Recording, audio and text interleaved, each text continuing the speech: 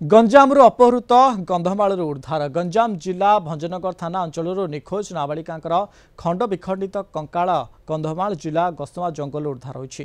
प्राय मासक पूर्व अपहरण होते नाबालिका जनक। घटनार खबर पाई घटनास्थल में भंजनगर एसडीपीओ थाना अधिकारी नेतृत्व में पुलिस टीम छानबीन आरंभ करिछि। एक गछरे कपड़ा सह चुट्टी लगी झुलुवा बेले तले शरीर विभिन्न हाड़ कंकाल पड़ी रही। तेबे निखोज नहीं 2 दिन पूर्व थाना रे लिखित अभियोग करथिले अपहृत नाबालिका बापा। अपहरणकारी युवक गंजाम जिला तारासिंगी थाना अंतर्गत डिमिरी झोली गाँव लालंक मल्लिक बोली अभियोग होइछि। यास झील को हत्या कर जंगल में झुलाई दि जाइछि बोली मध्य अभियोग करिसेंति मृत नाबालिका बापा।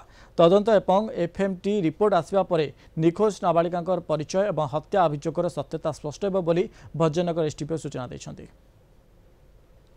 झील मसे है पलि आइला मु बाहरी थी मु 3 दिन पर आइला पर मु खबर जो जानली मो बंधु बाटू सब बुली देखिली देखला पर ना तापर मु शुणिक निजे आसिक बुलिली ए जगह देखिली जो मु एफआईआर काली देइथिली आज खोजिक देली फोन कला पुलिस थाना सब आसिले आपण एमती लोक पचार पतर करके मुझे निजे कही ना मत आमर भंजनगर थाना रे गोटे केस होती केस नंबर 736/25 से आमर ना हेले भग जगन्नाथ मल्लिक घर है भालुगुड़ा दुदरलुंडा पाखे भंजनगर थाना पीएस लिमिट तांको झील कौन मसे है सी गोटे पिला सहित जाइए से पिलाटा नहीं जाते जबरदस्ती नहीं बोली कंप्लेन कले से बाबद आम भंजनगर थाना इमिडिएट केस करके इन्वेस्टिगेशन कला जना पड़ा एवं जो आखपाख गाँव लोक सहायता जाना पाइले कि जो आम गसमा जंगल पाखे अच्छी कंधमाल एरिया चकापात थाना एरिया जाऊँगी गोटे स्केलेटन पड़ी